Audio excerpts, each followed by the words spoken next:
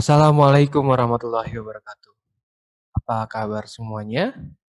Mudah-mudahan kalian tetap diberikan kesehatan, tetap diberikan semangat, walaupun masih dalam pembelajaran jarak jauh seperti sekarang ini.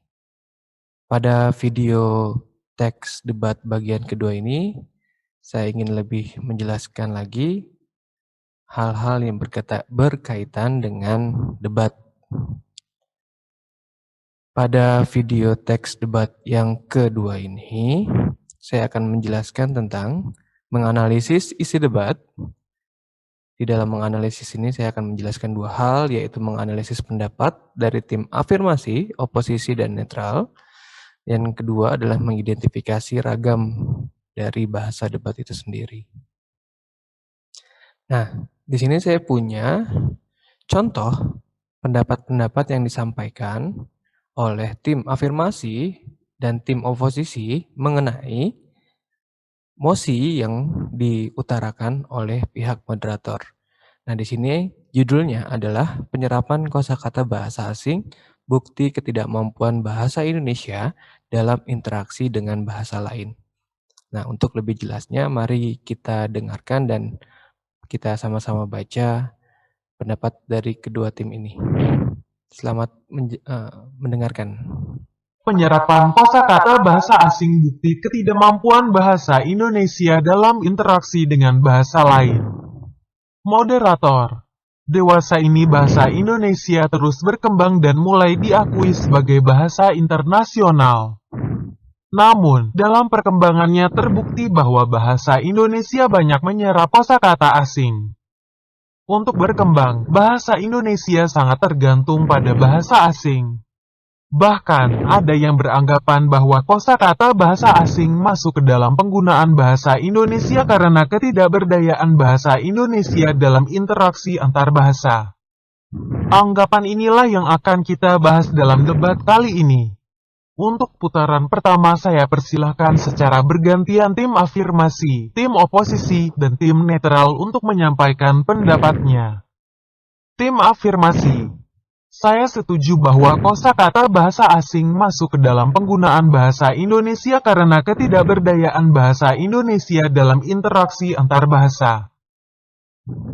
Bahasa Indonesia tidak dapat dilepaskan dari bahasa lain, baik dari bahasa daerah maupun bahasa asing. Peranan bahasa asing dalam bahasa Indonesia membuktikan adanya kontak atau hubungan antar bahasa sehingga timbul penyerapan bahasa-bahasa asing ke dalam bahasa Indonesia. Bahasa Indonesia mengandalkan kosakata asing yang kemudian dibakukan menjadi bahasa Indonesia. Hal tersebut membuktikan bahwa bahasa Indonesia tergantung pada bahasa asing, juga menjadi bukti bahwa bahasa Indonesia sulit untuk dipakai berkomunikasi tanpa bantuan kosakata asing. Dengan masuknya kosakata bahasa asing ke dalam bahasa Indonesia, semakin banyak orang yang mampu berkomunikasi dengan baik sehingga proses transfer ilmu pengetahuan berjalan dengan cepat.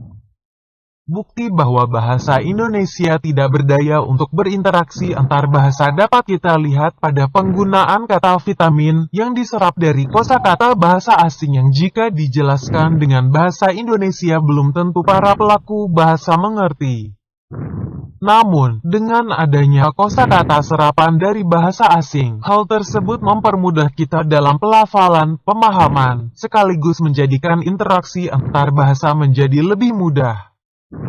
Tanpa bantuan bahasa asing yang masuk ke dalam bahasa Indonesia belum mampu menunjukkan eksistensinya dalam interaksi antar bahasa.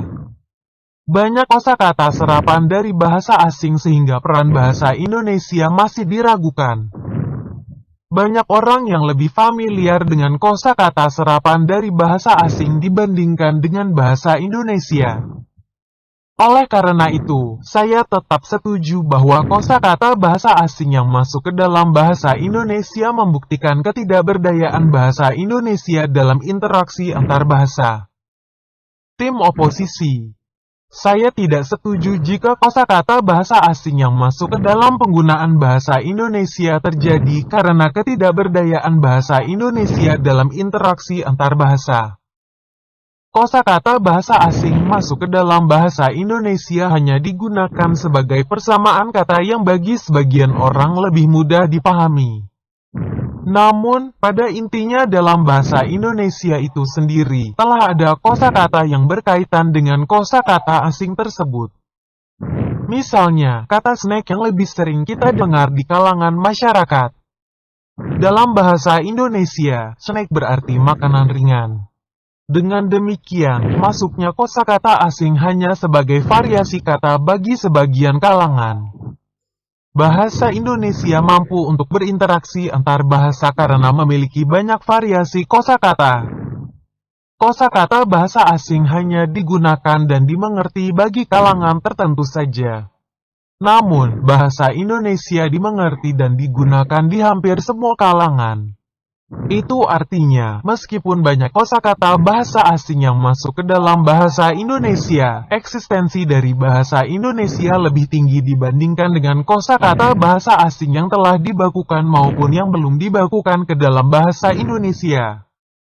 Bahasa Indonesia mampu berinteraksi dengan bahasa lain tanpa bantuan dari kosakata bahasa asing dan masuknya kosakata bahasa asing bukan disebabkan karena ketidakberdayaan bahasa Indonesia dalam interaksi antar bahasa.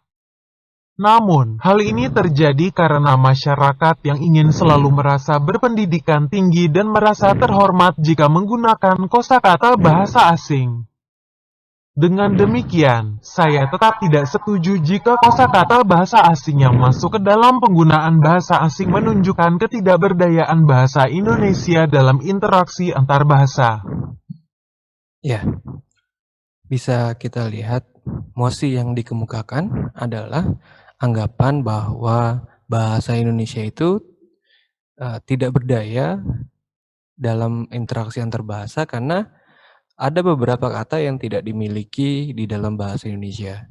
Nah, pendapat dari tim afirmasi menganggap setuju bahwa bahasa Indonesia itu tidak berdaya, ya, karena ya tadi dibuktikan dengan adanya kontak atau hubungan antar bahasa sehingga timbul penyerapan bahasa-bahasa asing. Kemudian dengan masuknya kosakata bahasa asing, bahasa Indonesia itu semakin banyak yang mampu berkomunikasi dengan baik sehingga proses transfer ilmu pengetahuan berjalan dengan baik. Nah, buktinya bahwa bahasa Indonesia itu tidak berdaya untuk berinteraksi dengan kata vitamin. Kata vitamin itu tetap menggunakan kata vitamin, padahal kata vitamin itu untuk pada ilmu-ilmu tertentu yang menggunakan kata vitamin, tapi tidak mampu diserap dalam bahasa Indonesia. Nah, tim oposisi menganggap bahwa tidak setuju dengan adanya pernyataan bahwa kosakata bahasa asing itu akan menjadikan bahasa Indonesia itu tidak berdaya. Nah, pada intinya memang benar bahwa vitamin itu pada bidang-bidang tertentu tidak bisa untuk diartikan, tetapi kata itu hanya digunakan pada bidang tertentu saja. Tetapi banyak kosakata-kosakata asing, kosakata-kosakata bahasa Indonesia yang dipakai. Nah, hal ini berkaitan dengan bahwa memang karena pengguna bahasa Indonesia itu sendirilah yang ingin merasa terhormat, kemudian merasa pintar dengan menggunakan bahasa tertentu. Nah, maka dari mosi ini menimbulkan perbedaan pandangan dari kedua tim. Kita akan identifikasi. Tim afirmasi memiliki pendapat bahwa setuju bahwa penyerapan kosakata bahasa asing adalah bukti ketidakmampuan bahasa Indonesia dalam interaksi dengan bahasa lain. Ini bisa dikemukakan dengan argumen bahwa bahasa Indonesia mengandalkan kosakata asing yang kemudian dibakukan menjadi bahasa Indonesia. Itu tadi seperti karena bahasa Indonesia itu tidak memiliki kosakata asing itu, maka dibakukanlah ke dalam bahasa Indonesia. Kedua, bukti bahwa bahasa Indonesia tidak berdaya untuk berinteraksi antar bahasa dapat dilihat pada penggunaan kata vitamin yang diserap dari kosakata bahasa asing yang dijelaskan dengan bahasa Indonesia, belum tentu para pelaku bahasa mengerti. Nah, mungkin kita sama-sama tidak paham apa sih makna atau arti dari vitamin. Nah, kalau kita merujuk kepada ilmu-ilmu tertentu, misalkan biologi, ya mungkin kita akan memahami apa itu vitamin.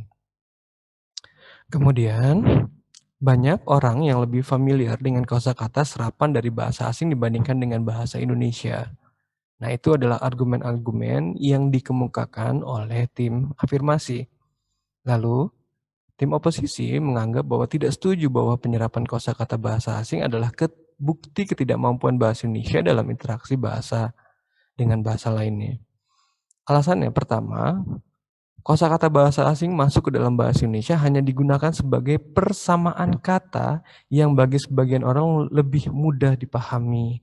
Namun pada intinya dalam bahasa Indonesia itu sendiri telah ada kosakata yang berkaitan dengan kosakata asing tersebut. Nah, kosakata bahasa asing hanya digunakan dimengerti bagi kalangan tertentu saja. Namun bahasa Indonesia dimengerti dan digunakan di hampir semua kalangan.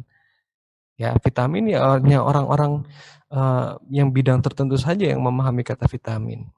Kemudian istilah-istilah ilmiah dari kimia, ya, dan seterusnya, itu hanya orang-orang kimia saja yang paham.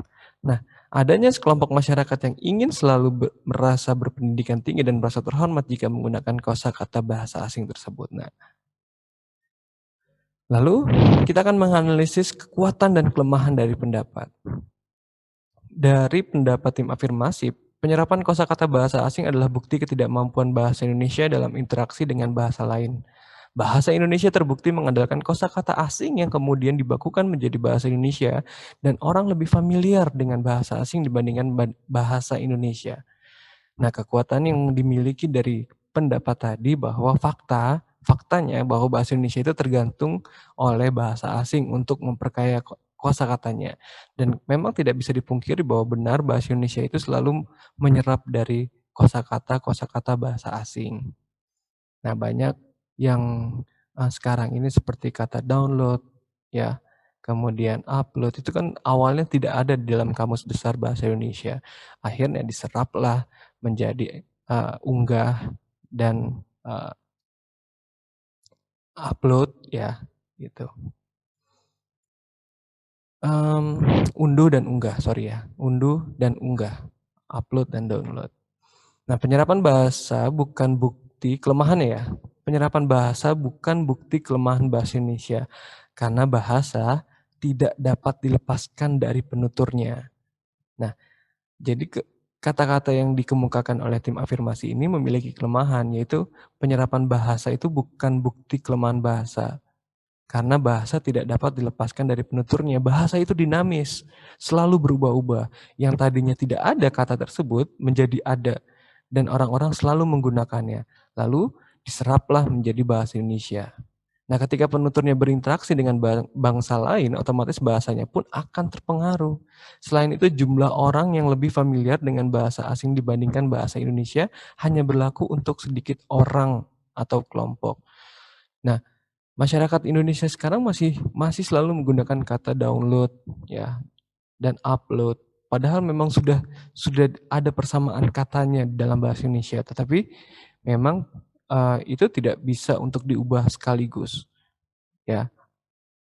Lalu pendapat tim afirmasi yang menganggap bahwa penyerapan kosakata bahasa asing ke dalam bahasa Indonesia bukan bukti ketidakberdayaan bahasa Indonesia. Adanya kelompok yang lebih memahami bahasa asing daripada bahasa Indonesia merupakan bukti sekelompok masyarakat yang ingin merasa berpendidikan tinggi dan merasa terhormat jika menggunakan kosakata bahasa asing. Nah, itu. Kekuatannya adalah argumen bahwa orang lebih paham bahasa asing daripada bahasa Indonesia itu cukup kuat. Ya, kita tidak bisa memungkiri. Orang-orang selalu menggunakan kata-kata upload dan download. Ya, selalu menggunakan bahasa itu. Yang notabene adalah bahasa asing. Nah, karena jumlah yang demikian tentu lebih sedikit dibandingkan orang yang memahami dengan menggunakan bahasa Indonesia itu sendiri. Ya, jadi kata-kata unggah dan download itu ya hanya sebatas pada komunikasi-komunikasi tertentu. Tidak semua tidak semua kosakata kita menggunakan bahasa Inggris atau bahasa-bahasa asing lainnya. Nah, kelemahannya, argumen yang disampaikan itu hanya mengulang pendapat, tidak disertai fakta pendukung yang kuat. Nah, tim oposisi ya. Tim oposisi ini kelemahannya seharusnya bisa memberikan fakta-fakta pendukung ya ketika ingin mengungkapkan suatu pendapat. Oke, kita lanjut. Jadi pada intinya, debat yang kita lakukan ini haruslah debat ilmiah, bukannya debat kusir. Nah, apa perbedaan antara debat ilmiah dengan debat kusir? Debat kusir itu bertujuan untuk mengalahkan pendapat pihak lain yang sering kali dilakukan tanpa memendulikan kesahihan argumen yang disampaikan. Artinya, apapun yang menjadi pendapat kita harus bisa menjatuhkan pendapat orang lain, walaupun tidak disertai dengan bukti-bukti dan fakta-fakta yang konkret. Hal itulah yang salah. Kenapa? Karena tidak memiliki tujuan kemana arah dari debat tersebut. Nah, ketika ada suatu statement dari orang lain, kemudian kita ingin mengalahkan statement tersebut apapun yang ada, ya apapun yang ingin kita ungkapkan, pokoknya jawaban kita adalah atau argumen kita adalah yang paling benar, dan itu tidak boleh seperti itu. Maka yang bisa kita lakukan adalah debat ilmiah. Sebagai sebuah kegiatan ilmiah, debat dilakukan dengan menggunakan ragam bahasa baku sekaligus ilmiah. Nah, pemilihan ragam bahasa inilah dilakukan untuk menghindari salah tafsir, baik dalam penggunaan ragam bahasa tulisnya maupun secara lisan. Kelengkapan, kecermatan, kejelasan pengungkapan ide juga harus diperhatikan. Jadi, dalam mengungkapkan suatu argumen secara ilmiah, tidak bisa asal, benar-benar hasil berdasarkan penelitian, harus berdasarkan fakta, harus berdasarkan informasi-informasi yang bisa dipertanggungjawabkan. Lalu apa itu ciri dari ragam bahasa ilmiah? Nah, ciri ragam bahasa ilmiah itu dibagi menjadi sesuai kaidah bahasa. Nah, maksudnya adalah kaidah bahasa Indonesia yang digunakan harus benar, sesuai dengan kaidah bahasa bakunya, baik kaidah tata ejaan maupun tata bahasa. Jadi pembentukan kata, frase, klausa, kalimat, dan paragraf itu harus sesuai. Lalu ide sesuai fakta.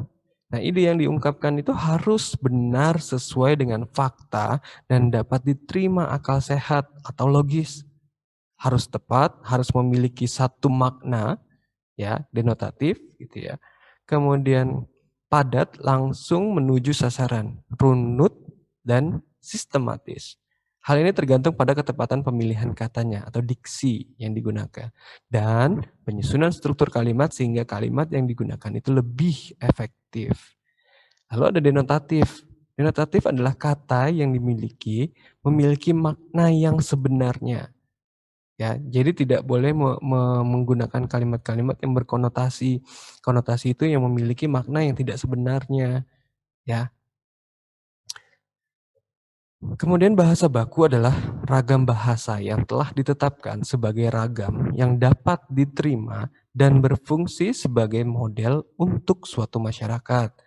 Jadi ada 3 aspek dalam bahasa baku yang saling menyatu, yaitu kodifikasi, keberterimaan, dan disfungsikan sebagai model. Nah, selain itu, di dalam debat sebaiknya penggunaan kata-kata bahasa daerah atau bahasa asing, bahasa prokem, dan bahasa gaul harus diminimalkan. Jadi harus benar-benar menggunakan bahasa Indonesia yang baku. Hal ini bertujuan agar terhindar dari ketersinggungan dan mengakibatkan acara debat karena antar pihak tidak saling memahami kata-kata yang digunakan. Ya, kita bisa bayangkan, yang satu tim afirmasi menggunakan bahasa Sumateranya, sedangkan yang satu menggunakan bahasa Jawanya. Ya, akhirnya terjadilah ketidakpahaman atau saling tidak memahami dari apa yang disampaikan oleh salah satu pihak tersebut. Lalu, contoh bahasa baku. Nah, pertama, di sini ada kalimat, pemerintah seharusnya tidak menutup mata pada fakta bahwa UN telah memakan banyak korban. 2, banyak banget siswa jatuh bergelimpangan karena takut gagal dalam ujian nasional. Kalau kita pahami secara lisan, sepertinya ini adalah kata-kata atau kalimat-kalimat yang memang selalu kita gunakan atau yang sering kita gunakan atau yang tidak secara langsung selalu menggunakan kata-kata seperti ini. Dan kita menganggap bahwa itu adalah sah. Ya, karena selama orang yang kita ajak bicara itu paham dengan apa yang kita bicarakan, maka itu termasuk dalam jenis bahasa. Tetapi dalam penggunaan penulisan, dia itu atau kalimat tersebut itu tidak termasuk jenis bahasa yang baku. Nah, kalimat pertama dan kalimat dua di atas itu merupakan contoh kalimat tidak baku. Ketidakbakuan kalimat 1 dan 2 itu karena menggunakan frasa bermakna konotatif, menutup mata. Menutup mata itu kan benar-benar secara harfiah. Misalkan menutup dengan kedua tangan seperti ini, ya. Atau menutup mata, memejamkan mata seperti ini. Nah, tetapi maksud dari pemerintah seharusnya tidak menutup mata itu artinya seharusnya peduli gitu. Harusnya pemerintah itu peduli dengan apa yang terjadi, ya. Dan jatuh bergelimpangan artinya itu banyak orang, ya, yang menjadi korban. Bukan maksudnya jatuh gitu ya dari tangga atau dari atas gitu ya. Dan bergelimpangan banyak orang yang jatuh ya secara bersamaan. Nah, bukan itu maksudnya, tetapi benar-benar banyak orang yang menjadi korban. Jadi pada kalimat kedua, ketidakefektifan kalimatnya juga disebabkan kata-kata bahasa daerah, kata banget. Banget itu adalah bahasa, mungkin bahasa termasuk dalam jenis bahasa prokem gitu ya. Bahasa yang bahasa gaul ya. Dan itu tidak boleh digunakan dalam debat. Kata banget itu nggak boleh digunakan. Jadi seharusnya untuk kalimat pertama itu pemerintah seharusnya peduli lagi ya. Pemerintah seharusnya peduli pada fakta bahwa UN telah memakan banyak korban. Banyak sekali siswa frustasi karena takut gagal dalam ujian nasional.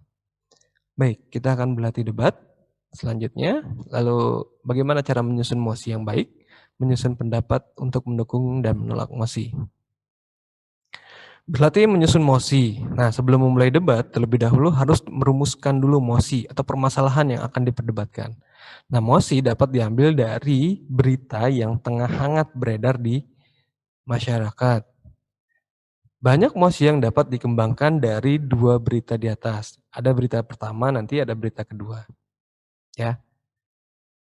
Baik, sebelum saya menjelaskan ya apa saja mosi yang bisa diangkat, kita dengarkan dulu berita pertama dan berita kedua. Berita 1. Aceh. Banjir akibat luapan air sungai kembali merendam ratusan rumah warga di Desa Rantau Gedang, Kecamatan Singkil, Kabupaten Aceh Singkil, Aceh, Jumat tanggal 6 November tahun 2015. Akibat banjir, akses darat dari Desa Rantau Gedang menuju pusat kota putus total. Untuk mencapai pusat kota, akses satu-satunya yang bisa dilalui warga hanya melalui aliran sungai yang sedang meluap. Mereka menggunakan perahu kecil. Hal tersebut tentu mengancam keselamatan warga. Papuk, salah seorang warga, mengaku belum menerima bantuan apapun dari pemerintah daerah Aceh Singkil. Warga berharap pemerintah dapat segera menyalurkan bantuan seperti pakaian, makanan, dan air bersih. Sebab warga mulai kehabisan bahan makanan. Hingga kini, curah hujan di Aceh Singkil masih tinggi sehingga kemungkinan ketinggian air terus naik. Berita 2. Serambinews.com, Singkil. Banjir yang menerjang Kecamatan Singkil, Aceh Singkil makin parah. Jumat tanggal 6 November tahun 2015. Genangan air sudah mulai merendam badan jalan Singkil, Singkil Utara, di depan perumahan Rekompak. Wilayah yang terendam banjir pun bertambah luas. Jika kemarin hanya 4 desa yang terendam, hari ini bertambah banyak. Desa terbaru yang terendam banjir yaitu Pemuka, Takal Pasir, dan Sitiambia. Sebelumnya banjir hanya menggenang Ujung Bawang, Pea Bumbu, Rantau Gedang, dan Teluk Rumbia. Ketinggian air pun bertambah, kali ini di titik terdalam sekitar 2 meter. Aktivitas warga mulai terganggu, salah satunya bengkel sepeda motor di desa Ujung Bawang, tutup lantaran terendam banjir. Ya. Jadi dari berita pertama dan berita kedua itu kita bisa mengambil mosi yang bisa kita perdebatkan. Nah, mosi yang dapat dikembangkan dari dua berita di atas antara lain, 1. Keterlambatan pengiriman bantuan pada para pengungsi banjir Singkil karena pemerintah kurang tanggap terhadap nasib para korban. Nah, itu bisa menjadi dua hal pandangan yang berbeda. Nah, misal keterlambatan pengiriman itu bukannya dari pemerintahnya, mungkin karena akses masuknya gitu dan seterusnya. Nah, 2. Banjir yang terjadi di Singkil merupakan akibat hujan deras yang turun 3 hari berturut-turut. Atau 3. Pemerintah bertanggung jawab untuk mencegah jatuhnya korban jiwa dalam bencana banjir di Singkil Aceh. Dan penggunaan perahu karet pada banjir dapat mengancam keselamatan warga.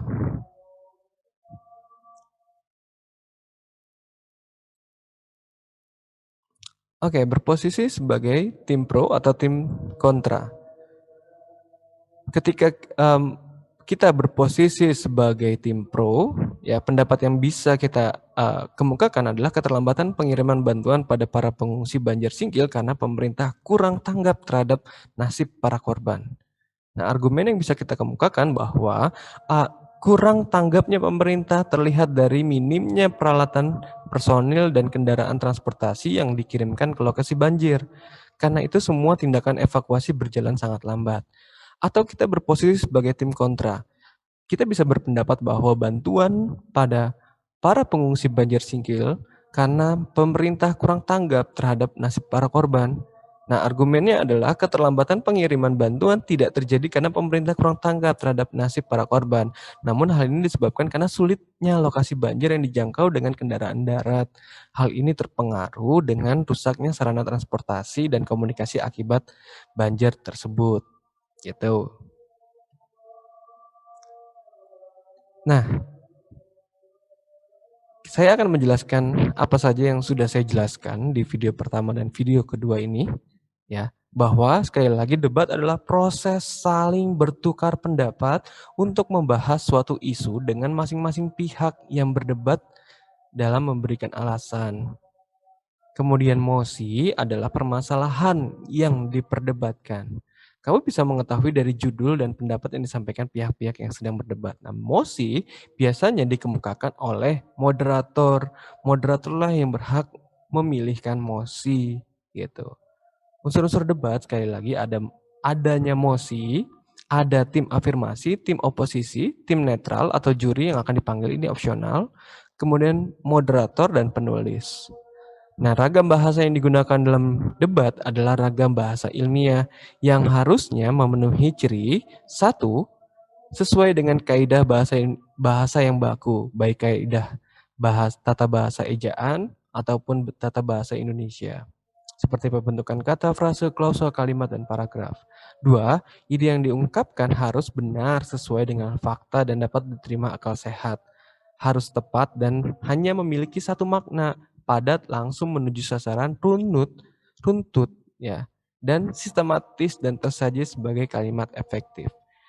Ketiga, kata yang dipilih juga harus memiliki makna yang sebenarnya. Baik, ini merupakan akhir dari video bagian kedua, sekaligus merupakan akhir dari video mengenai teks debat. Kita akan ketemu lagi pada teks-teks berikutnya. Akhir kata saya ucapkan terima kasih. Wabillahi taufik wal hidayah. Wassalamualaikum warahmatullahi wabarakatuh.